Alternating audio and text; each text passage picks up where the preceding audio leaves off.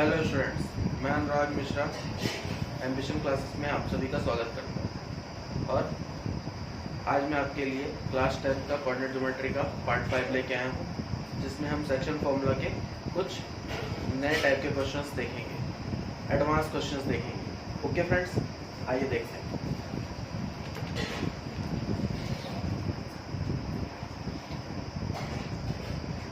Last class में भी हमने बताया था आपको कि सेक्शन फॉर्मूला क्या होता है, तो एक बार और देख लेते हैं सेक्शन फॉर्मूला होता क्या है।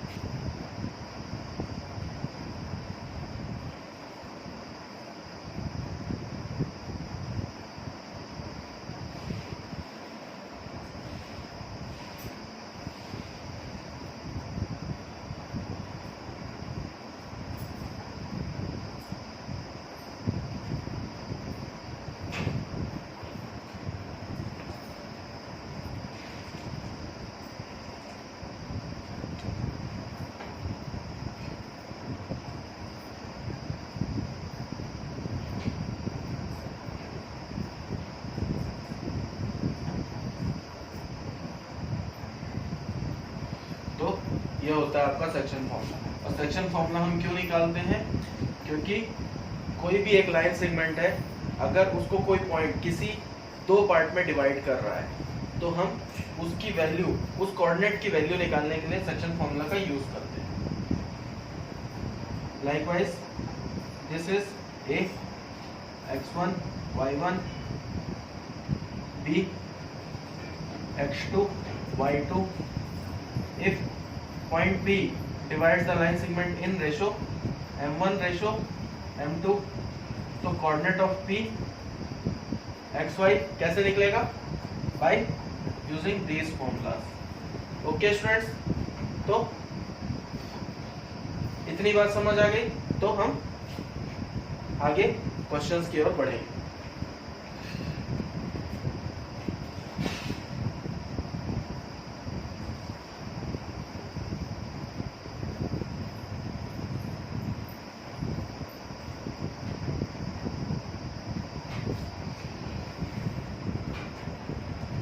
तो दोस्तों क्या कहता है नेक्स्ट क्वेश्चन हमारा?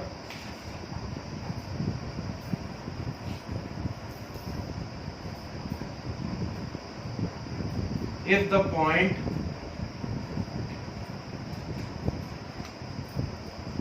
A 6,1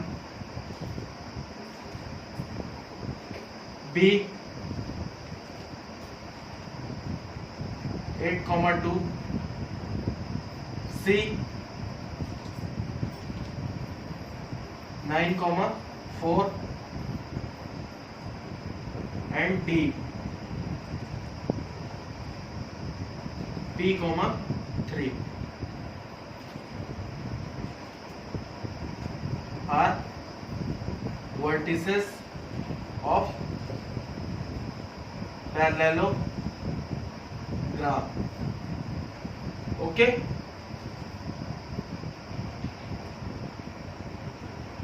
find value of P।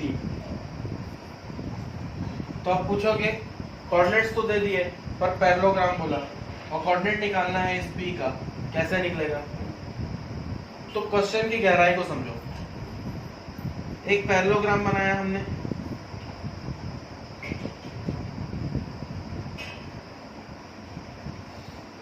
A B C D। Okay, ये चार कोऑर्डिनेट्स हुए इसके ABCD। अब पैरेललोग्राम की प्रॉपर्टीज क्या क्या होती है? Opposite sides are equal and diagonal bisect each other, है ना? जो इसका डायगोनल होगा वो क्या करेगा? एक दूसरे को बाइसेक्ट करेंगे। क्या करेंगे? एक दूसरे को बाइसेक्ट करेंगे फ्रॉम देयर मिड पॉइंट। तो distance of AC equal to distance of BD and find the coordinate of this. Okay, तो रेशो क्या है यहाँ पे? 1:1। यहाँ पे भी क्या है? 1:1। ओके स्टूडेंट्स, तो आइए देखते हैं। तो जो ये मिड पॉइंट है वो अगर हम इसका कोऑर्डिनेट निकाल लें तो इस P का कोऑर्डिनेट पता चल सकता है।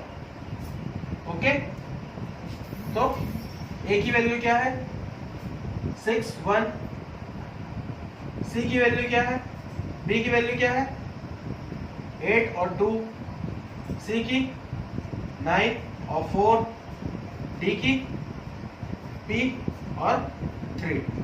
ओके, तो आपको पता है इस डायगोनल को जो BD है इंटरसेक्ट कर रहा है किस रेशो में, 1:1 में कर रहा है ना।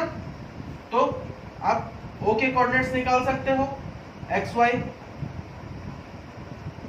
फर्स्टली प्रोसीड कैसे करना है ये सिखा रहा हूं दोस्तों, है ना। तो इतना चीज ध्यान से देखना, AC की दोनों वैल्यू पता है अपने को, बट O के कोऑर्डिनेट्स नहीं पता है जहां पे ये इंटरसेक्ट कर रहा है। तो O is the midpoint of AC and BD.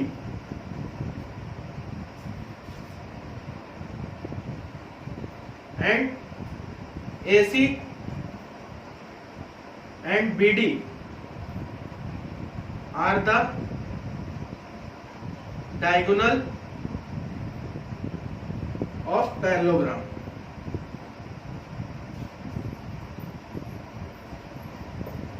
Okay, तो properties of diagonal of parallelogram क्या है,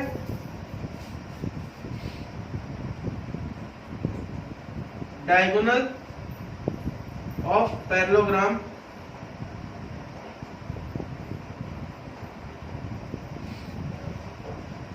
बाइसेक्ट each other।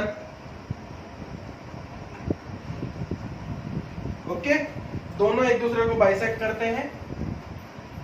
ठीक, तो इसका कोऑर्डिनेट निकालने के लिए हमें क्या यूज करना पड़ेगा, सेक्शन फॉर्मूला। ओके, इतना नोट कर लिया आप लोग।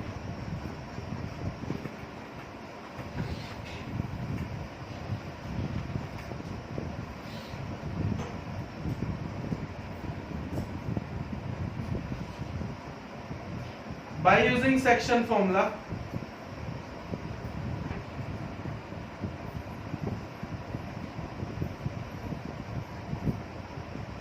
we find the values of coordinate O whose value is taken as x and y। Okay, तो x का क्या फॉर्मूला था हमारे पास, m1 x2 plus m2 x1 upon m1 plus m2, यही था फॉर्मूला। तो यहां पे जब हम AB की बात करेंगे, AC की, तो ये हो जाएगा तुम्हारा x1, ये हो जाएगा तुम्हारा y1, और ये हो जाएगा तुम्हारा x2, ये हो जाएगा तुम्हारा y2। ओके स्टूडेंट्स, तो इस फॉर्मूले में हम पुट कर लेंगे। अभी क्या निकल रहा है, O का कोऑर्डिनेट निकल रहा है, तो x की जगह वैल्यू पुट करेंगे। ओके, m1 की वैल्यू क्या 1 क्रॉस x2 की वैल्यू 9 प्लस m2 की वैल्यू क्या 1 क्रॉस x2 की वैल्यू 6 डिवाइडेड बाय 1 प्लस 1। इतनी बात समझ में आई दोस्तों। तो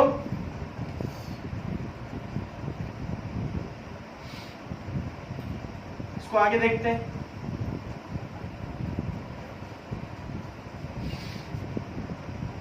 जब हम इसको सॉल्व करेंगे तो 1 इंटू 9 क्या होगा 9, प्लस 6 इंटू 1 क्या होगा 6 अपॉन 2। 9 प्लस 6 कितना होगा 14 अपॉन 2, मीन्स 2 से अगर डिवाइड करेंगे अपन 14 को तो क्या आएगा 7। ओके, तो x की वैल्यू क्या आ गई ओ कोऑर्डिनेट की 7। अब इसी प्रकार से हम y की वैल्यू भी निकाल लेंगे। तो y की वैल्यू क्या निकलेगी, y equal to m1 y2 plus m2 y1 upon m1 plus m2। Okay,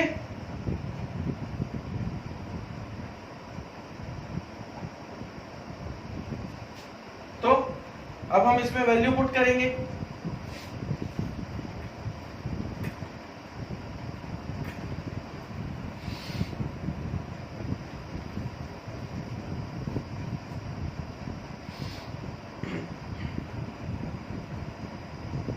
y equal to m1 की वैल्यू तो 1 थी और y2 की वैल्यू 4 प्लस m2 की वैल्यू 1 इंटू y2 की y1 की वैल्यू 1 अपॉन 1 प्लस 1। ओके,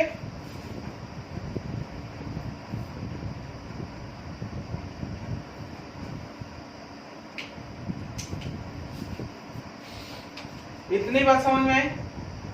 तो y की वैल्यू क्या होगी 4 plus 1, 4 into 1 4 plus 1 upon 1 plus 1 कितना होता है 2, तो मीन्स 5/2। तो हमारा o का कोऑर्डिनेट तो मिल गया हमको।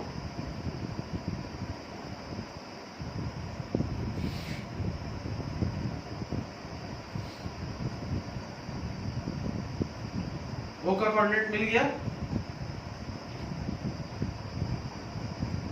o का कोऑर्डिनेट क्या मिला 7 और 5/2। ओके,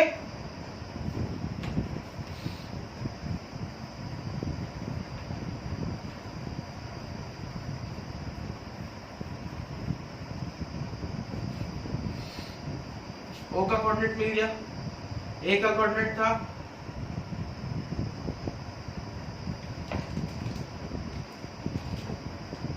6 और 1,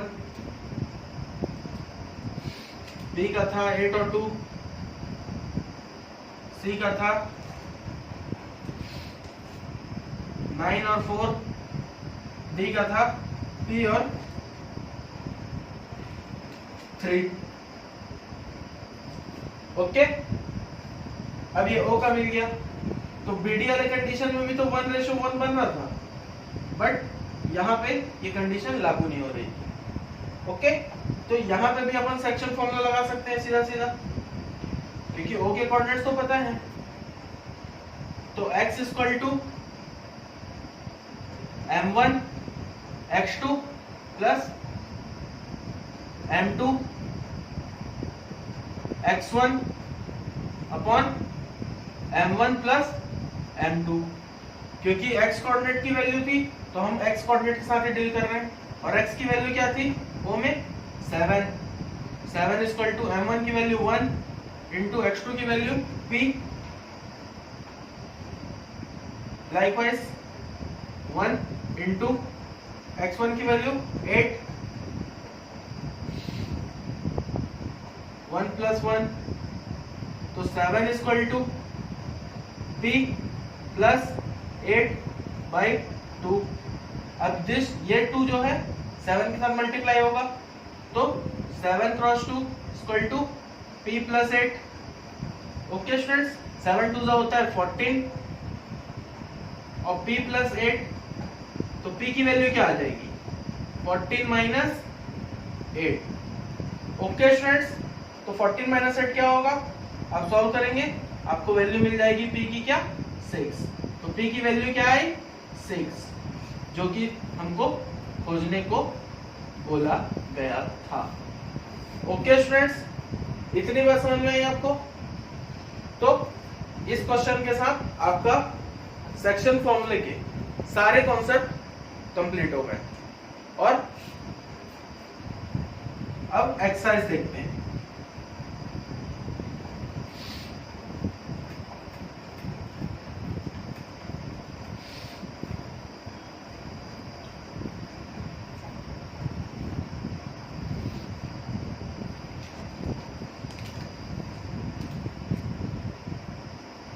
एक्सरसाइज 7.2। जैसा कि आप देखेंगे फर्स्ट क्वेश्चन क्या बोला है, find the coordinate of point which divides the line segment which divides the join of -17 and 4 -3 in the ratio of 2:3। तो कोऑर्डिनेट्स ऑफ पॉइंट निकालने बोला है। तो क्वेश्चन नंबर 1 देखते हैं। एक लाइन सेगमेंट है ए बी जिसके कोऑर्डिनेट्स दिए हुए हैं क्या, -17 और 4 -3। ओके, और यहां पे कोई पॉइंट है P जो कि लाइन सेगमेंट AB को डिवाइड कर रहा है किसमें, 2:3 में। ओके, तो बाय यूजिंग सेक्शन फॉर्मूला हम इसके कोऑर्डिनेट्स निकाल लेंगे, क्योंकि हमको पता है ये M1 है, ये M2 है, ये x1 है, ये y1 है, ये x2 है और ये y2 है। तो let coordinate of P is x and y by using section formula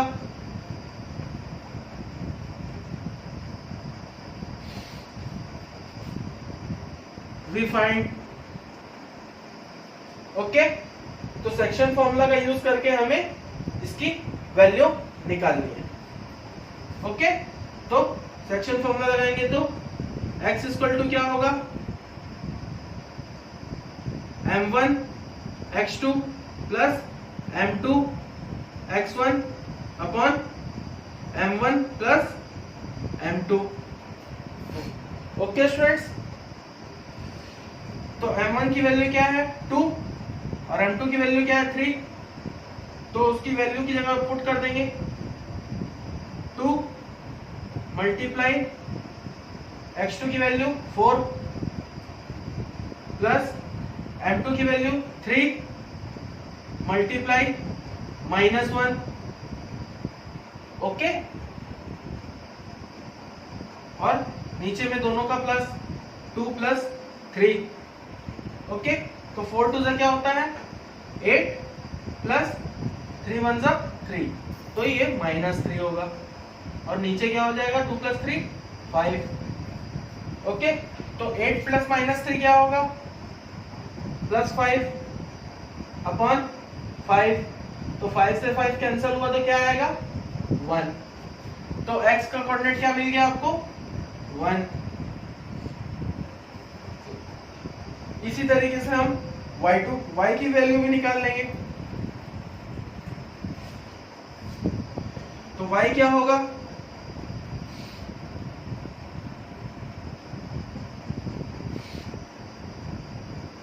m1 y2 plus m2 y1 upon m1 plus m2। Okay students, तो ये तो हुआ फॉर्मूला। अब सेम डिट्टो वैसे ही पुट करना है, put the value get the answer. 2 into -3 plus 3 into 7 upon 2 plus 3, 2 into -3 क्या होगा -6, 7 3 क्या होगा 21 अपॉन 5, 21 - 6 कितना होगा 15 डिवाइडेड बाय 5, तो 5 1 = 5, 5 3 = 15, तो वैल्यू क्या आ गई 3। Okay, in this way we find the value of P, जो कि हमने, ये एकदम बेसिक क्वेश्चन था जो कि हमने पार्ट 3 और पार्ट 4 में किए हैं इस टाइप के क्वेश्चन। और जो क्वेश्चन हमने पार्ट 3 और पार्ट 4 में किए हैं और इस पार्ट में जो लास्ट क्वेश्चन किया है, सेम क्वेश्चन एक्सरसाइज 7.2 में है। तो मैं चाहूंगा कि आप लोग एक्सरसाइज 7.2 घर में खुद बनाने की कोशिश करें, और अगर कोई आपको डाउट आता है तो आप मुझे मेरे नंबर पे कांटेक्ट कर सकते हैं। मेरा नंबर है दोस्तों 9424212043 और 8839957215। ओके, नंबर नोट कर लीजिए।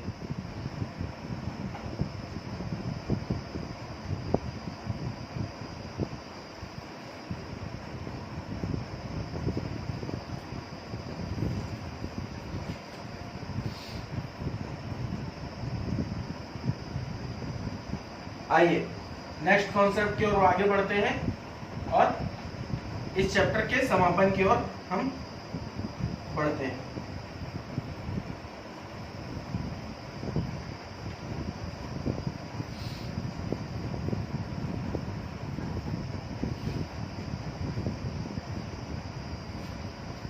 आपने एरिया ऑफ ट्रायंगल का नाम सुना है? एरिया ऑफ ट्रायंगल क्या होता है? हाफ बेस इंटू हाइट, ये बेसिक फॉर्मूला है एरिया ऑफ ट्रायंगल का।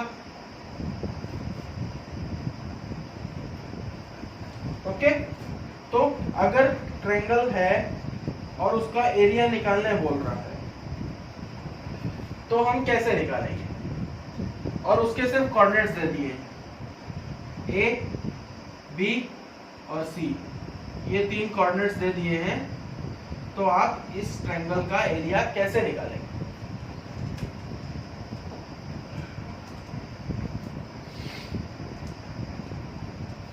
तो कोऑर्डिनेट ज्योमेट्री में इसका एक बेसिक सा फॉर्मूला होता है, area of triangle.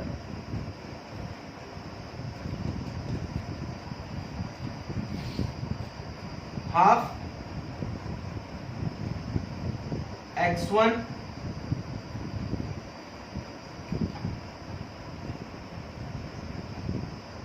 y2 minus y3 plus x2 y3 minus y1 plus x3 y1 minus y2। Okay students, तो अगर आपको तीनों के कोऑर्डिनेट्स दे दिए हैं तो आप कैसे निकालेंगे?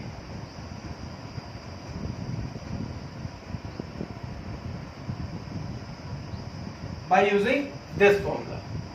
ओके स्टूडेंट्स, तो आप इसे नोट कर लीजिए।